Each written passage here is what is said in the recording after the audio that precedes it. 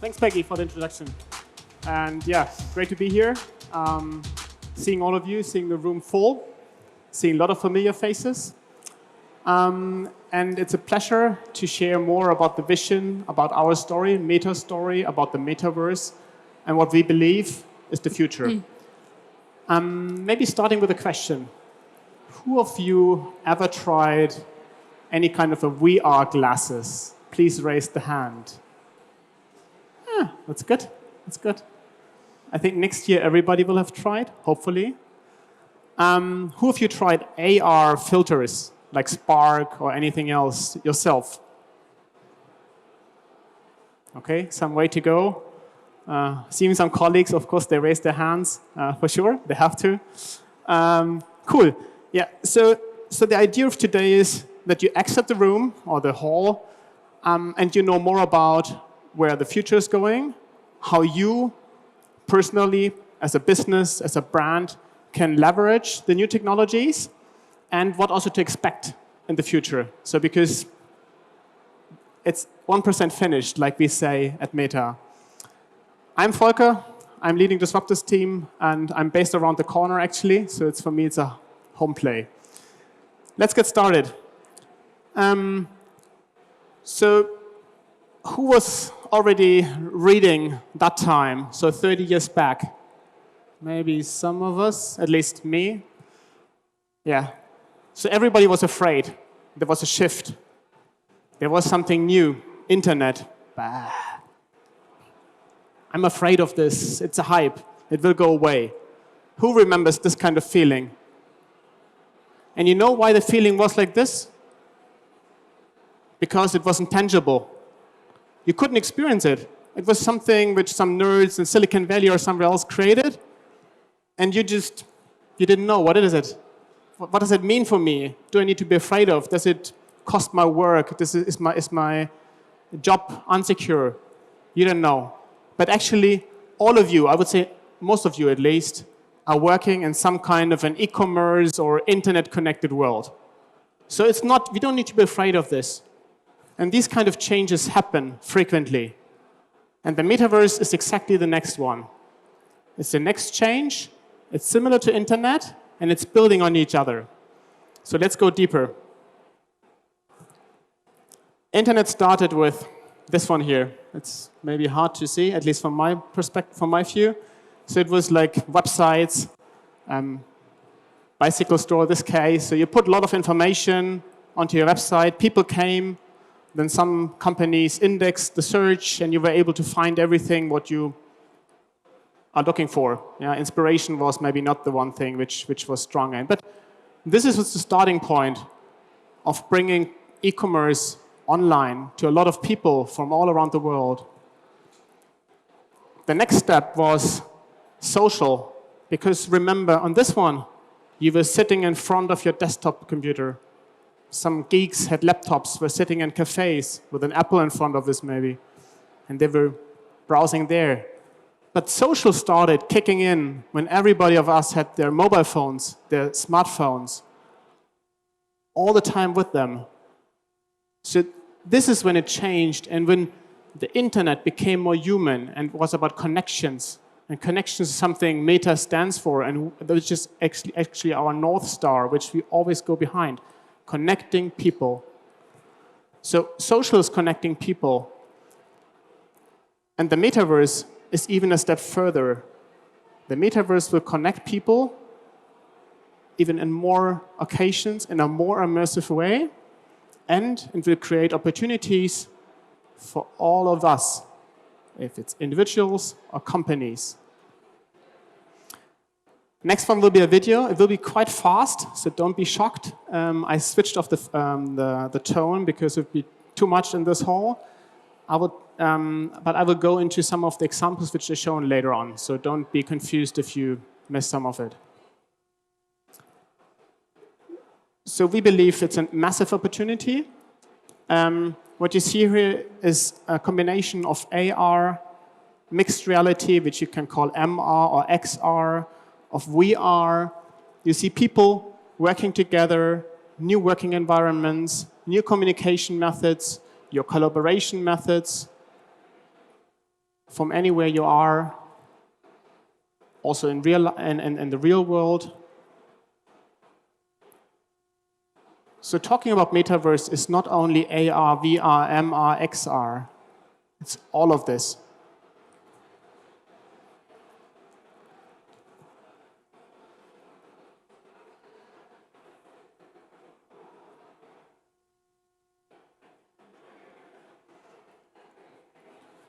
So I just mentioned the words AR, VR, XR, or mixed reality.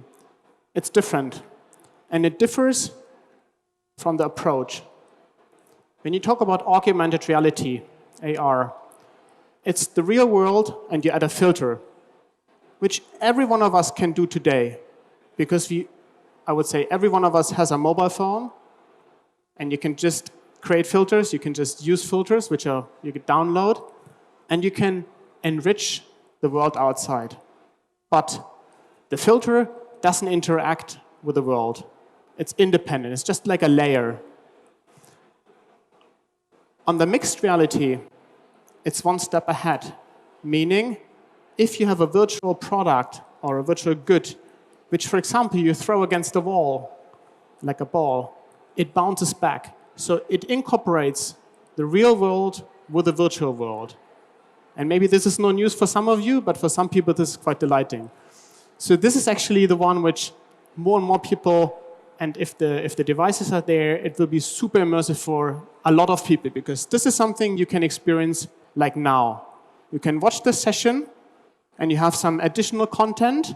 You still see me. So it's a combination of real and virtual, or like mixed, yeah, so additional information.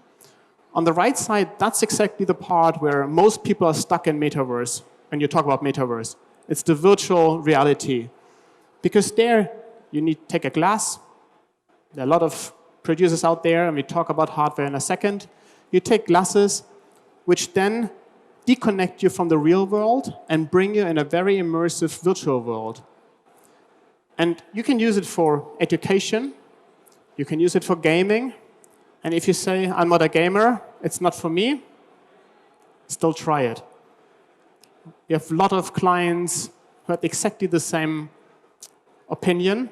And as soon as they tried it, they were fully fired up. And I'm not talking about marketing manager or whatever. I'm talking about C-levels who tested it and who were super, not really willing to do so. So we had to force them more or less. So these are the three ways which are part of Metaverse. And touching these even more in a second. So is Meta building the Metaverse? Yes, we have the name, but is it us owning it? Is your telecommunication company telling you that you can't call a person having a different smartphone than you have? Because you have maybe an Apple device and someone else has a Samsung device. Can you talk to each other? No? I can, at least. So, and the internet, do you need a Lenovo Apple device? What kind of device do you need to enter the internet? It doesn't matter. Every device can enter the internet. And the same here. It's not about one company, one closed shop thing. It's important that everybody can participate, but it's also important to have standards. And that's the reason why we created the Standards Forum together with others to make sure that the communication is flawless. There is also an advisory council because there is new technology. And like said at the beginning when we were talking about the internet, everybody, or at least some people, are afraid. So we need to make sure, everybody of us needs to make sure that we respect these kind of concerns, we consider them, and we find solutions so that the people who want to be connected all benefit from it. And it's also important that we don't have barriers, because maybe not everybody can have a VR, AR, MR glass in the future because they can't afford, or maybe the infrastructure is not there, so that it still works with a mobile phone or with a desktop or a laptop.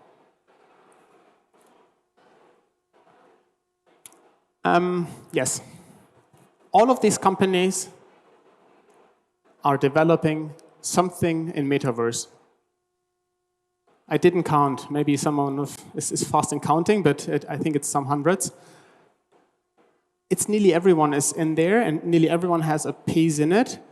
And when you talk about maybe the, I don't know, NFTs, for example, yes, it's an area in here. When you talk about equipment, it's another area. So that's what we talk about Metaverse. It's massive, it's huge, it's all industries in. Are you in? Is your brand, your company already in? So let's quickly have a glimpse on Meta's activities. So we have actually 3 main pillars. The first one, we talk about platforms. Platforms, maybe you have heard of Horizon Worlds or Horizon Workrooms, which is currently mainly in a VR experience. It's accessible via VR devices. And you have to imagine it's like internet, but it's in VR, so it's more dimensional. It's a virtual, it's like websites or sites you can open, and then you have the VR experience. We developed that. We try to build a foundation so that creators and companies can start building and experimenting. The second part is the technology piece. It's super crucial because, like you said, 50% of the audience raised the hand when I asked if you ever tried a VR headset. Maybe last year it would have only been 10%, and hopefully next year we talk about 90%. So we need the devices. We need VR pure glasses like Quest 2, which is from Meta. We have Quest Pro devices, which are already some kind of an MR, so mixed reality device. There is a Ray-Ban Stories out, which is a very early kind of an AR device. So development is here. And hopefully, in a few years, we talk about here and then even here. So a lot has to happen. Because I'm convinced in 10 years, we are not talking about smartphones. We're talking about the glasses you have to be part of this world of the Metaverse. And the last one is we focus on is the ecosystem tools. And we always break it down into 2. So the first part is we have platforms like everybody knows, Facebook, Instagram, where you can use AR filters. So you can already get familiar with some kind of Metaverse, like the piece on the left side, which I showed before. But we also enable, like the Spark filter environment is further developed. We try to make sure that let's have a quick break. So when I saw the first avatars, it was very interesting because people had a completely different look sometimes than in the actual world. And I thought, okay, maybe the avatar is something you want to express yourself in a way that you're not allowed or able to express yourself in the actual world.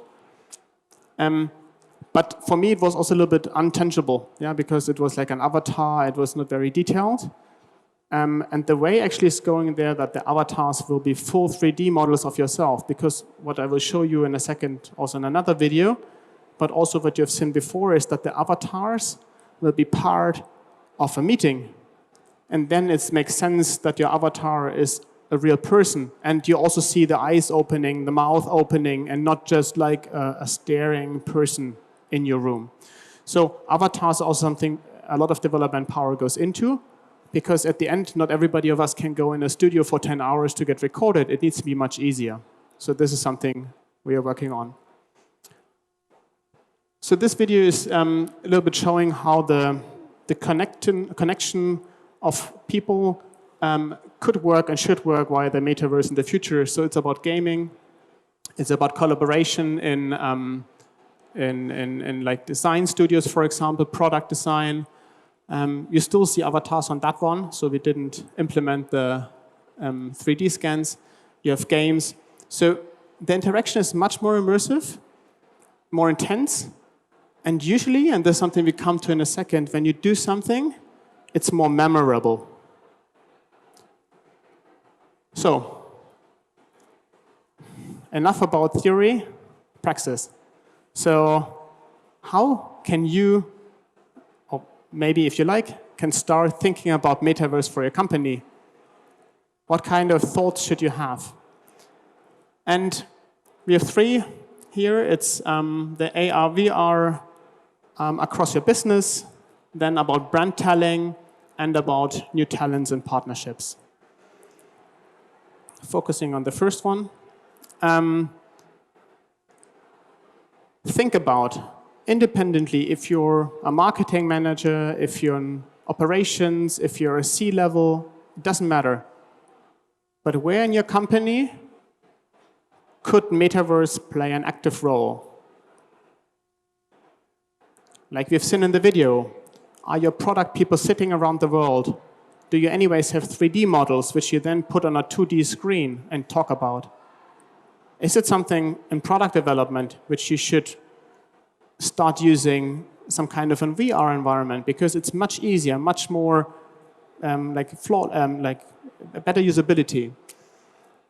Is it about knowledge? Is it about training people how to do a bed? Yeah, you're working in a hotel. Most likely you won't, but maybe in a packaging in the warehouse, you can train people with XR or VR how to pack the packages. So there are a lot of steps which you can think about, building your first experiences, building the knowledge, and then it will come.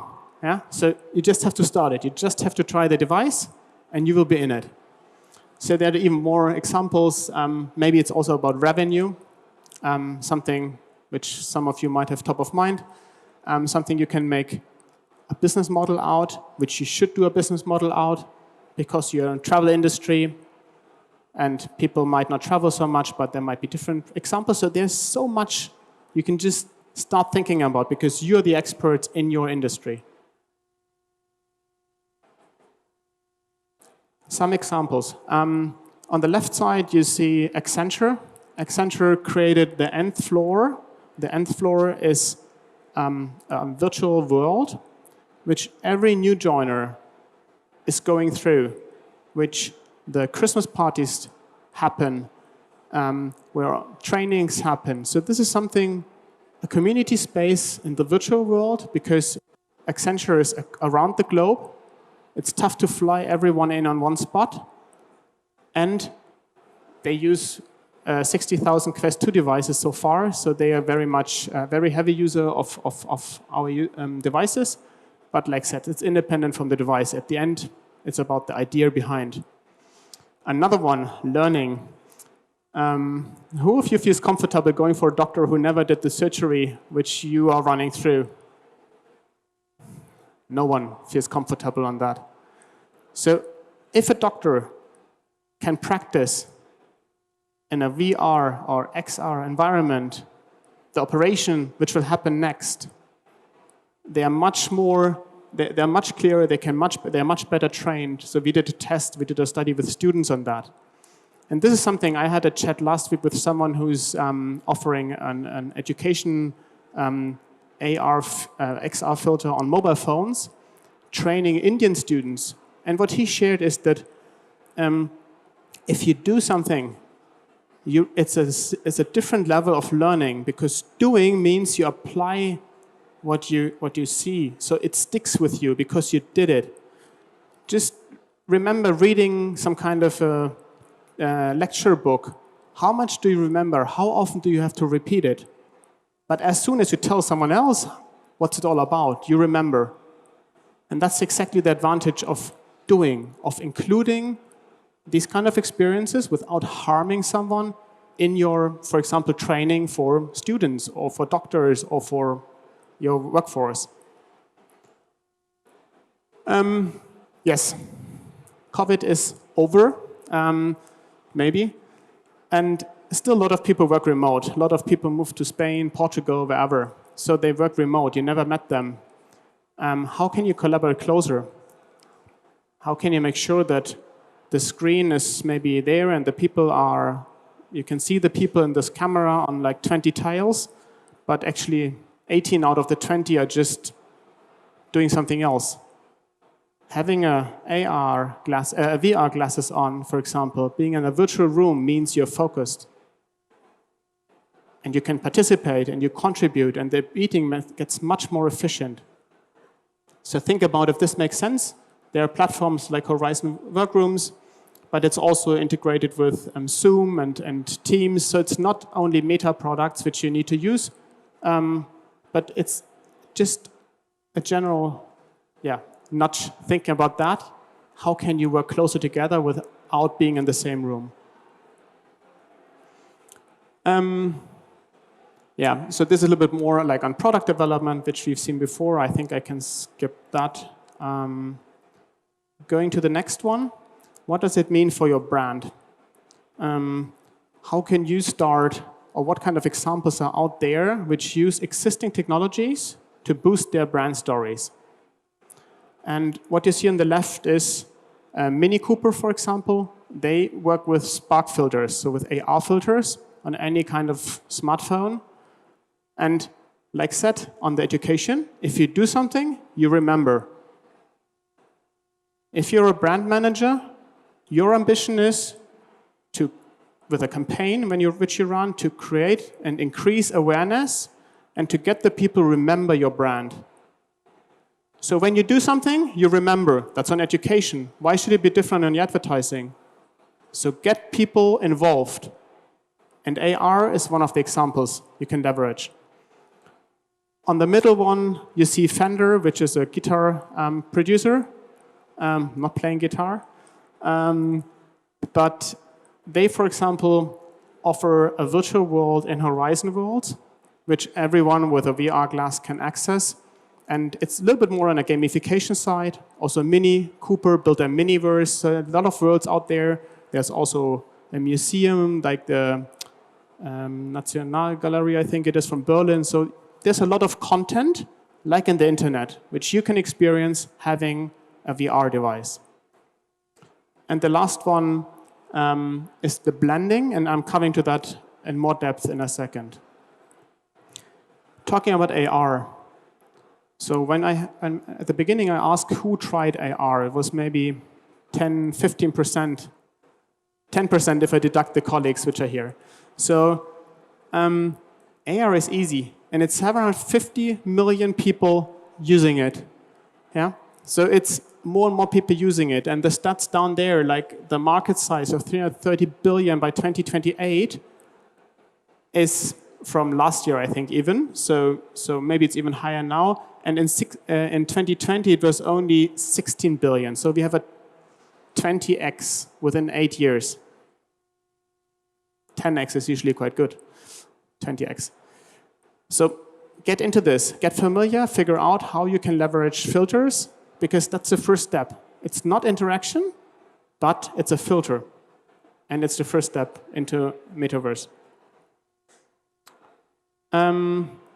Brands who also did that is, for example, Remova. And I told you the awareness and the memory effect is much higher. And you see it here. It was 59% lower cost of the AR campaign versus a business as usual, BAU, how we call it, campaign. So this is relevant for advertisers, so for marketeers. So if you're a marketeer, check that out. It's a public case study. On our website, you can find a lot of this. The one which I talked about, the blended version is, remember at the beginning, I said it needs to be inclusive. Metaverse won't work if it only works with VR, AR, whatever kind of glass from brand A or B. It will never have the cut-through. It needs to be inclusive, because some people can't afford, some people just don't have it, the infrastructure is not there, whatever. It means you can create experiences which are on web, desktop, web mobile, or in the Quest browser. Yes, the experience is a little bit more advanced in the Quest browser, because what you see here is the combination of, it's a mixed reality experience. Yeah? So you have the reality plus added up features in it. And then they react with each other. So the real wall gets a color, for example. This is something you can do, for example, with a Quest Pro or other devices like a HoloLens or whatever.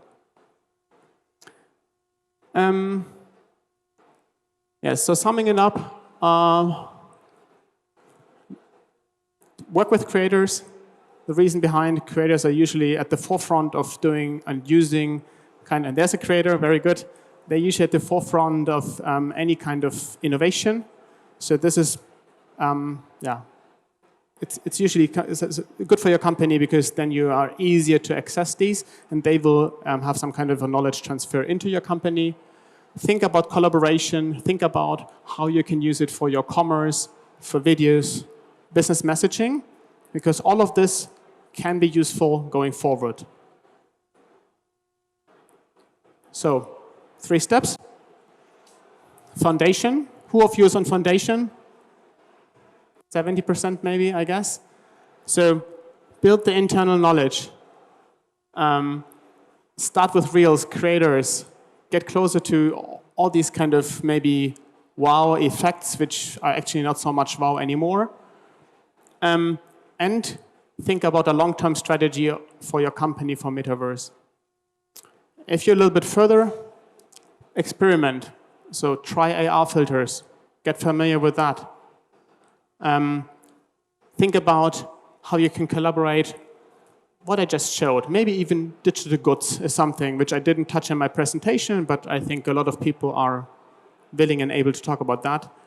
And last one is, what's the moonshot? Where do you see your company or your brand in 5 or 10 years?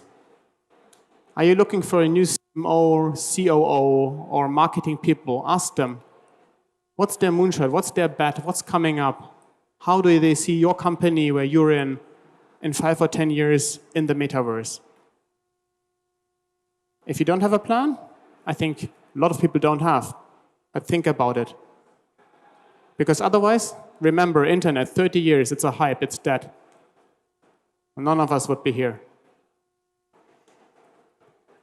That's it from my side. And I think I have some minutes left for questions. So, Peggy, over to you. Absolutely, absolutely, Volker. I mean, I'd like to start off with something because I have my own content marketing company. I work with clients, and it's all about that storytelling. That's where they start. Where should a company start when they're experimenting? Should it be a brand new project, or should they build it onto an existing project? It's like in the days of when we were talking about mobile and apps, people said, well, do 80% the way you've always done it, 20% experiment. What it's like for the metaverse? Yeah, good question.